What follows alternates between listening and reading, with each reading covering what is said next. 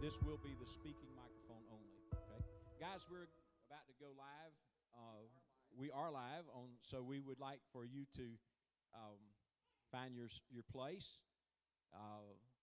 We are so glad you're here today. Everybody feeling good?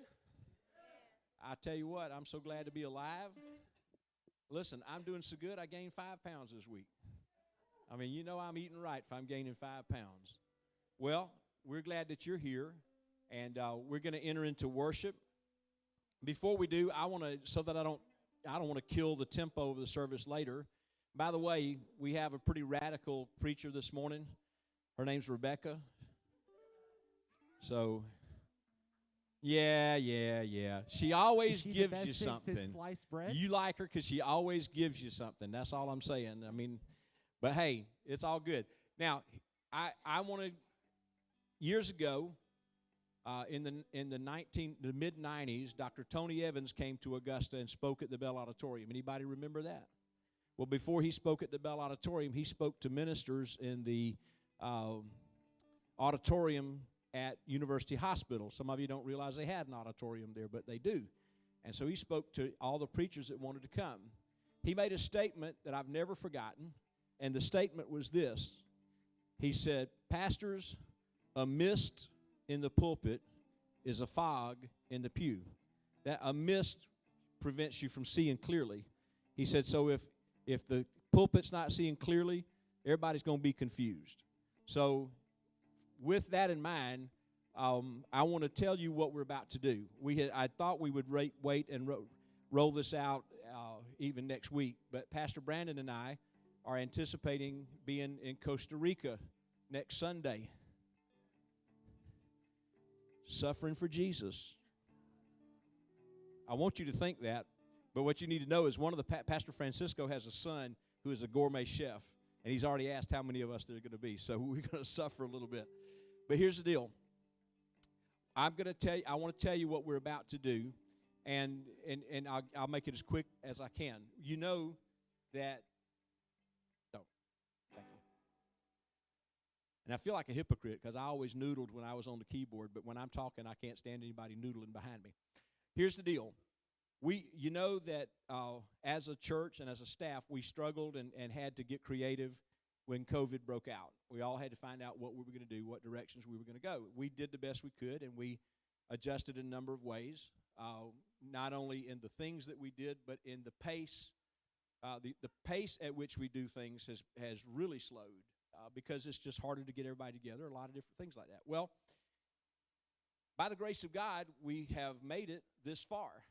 And as I look around, I'm glad that you're here. Our people have been incredibly faithful.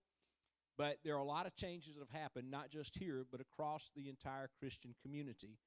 One of the biggest hot-button questions for ministers has been, what do we do with Wednesday night? Because so much has changed. And most of the people that pay attention to church trends and church growth are convinced that Wednesday night is never going to be the same as it was. Now, I'm not telling you it can't be. Don't misunderstand what I'm saying.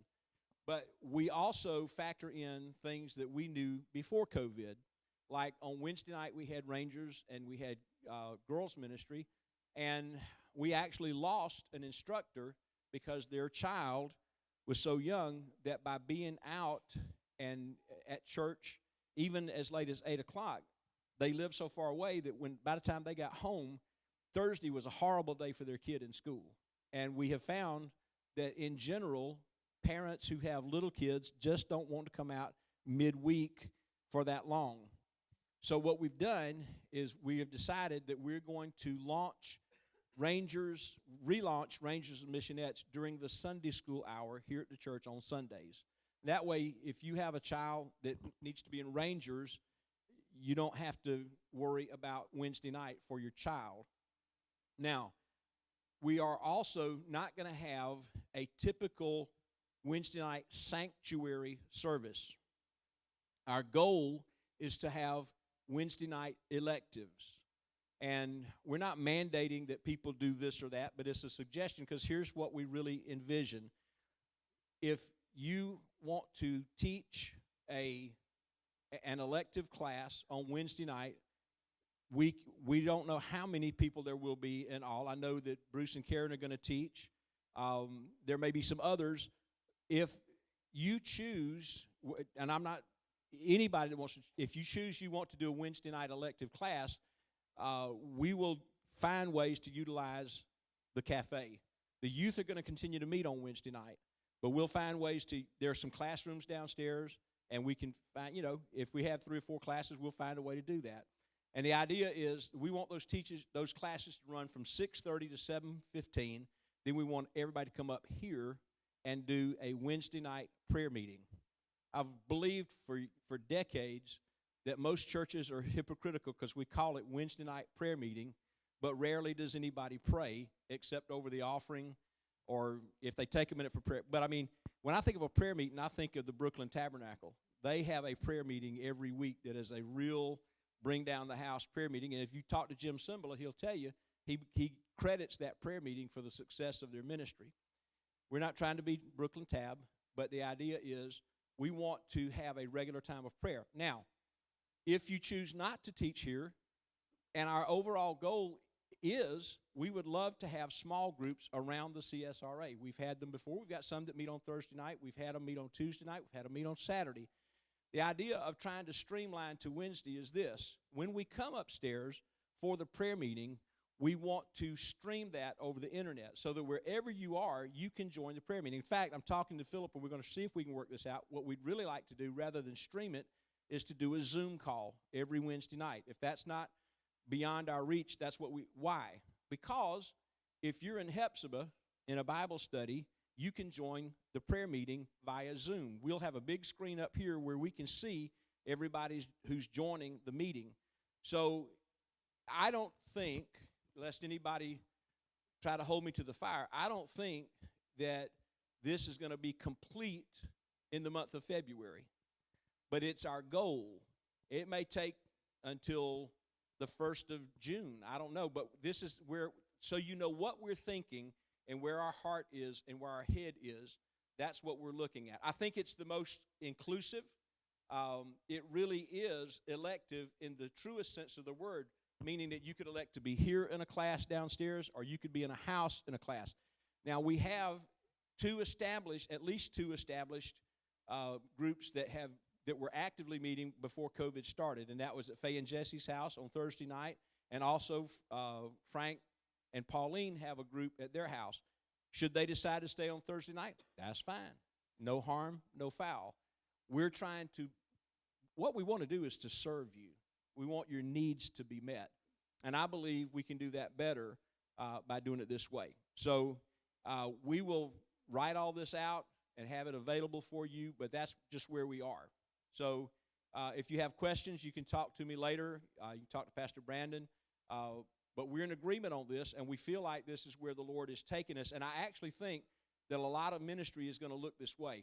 I know that some of you are sick and tired of looking at streamed information, but it's not going to go away for all sorts of things in our lives. My thought is let's take advantage of it, and let's make it as good as we can make it, so that we can reach the most people for Jesus. Amen? How many of you want to worship? Let's do it.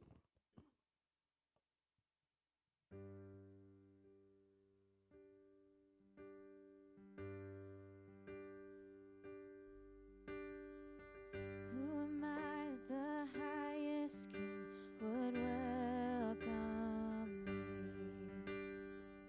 I was lost, but he brought me in. His love for me, oh, his love for me. Who the Son sets free, oh, is free indeed. I'm a child of God, yes I am. Free at last, he has ransomed.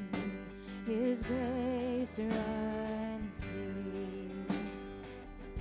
While I was a slave to sin, Jesus died for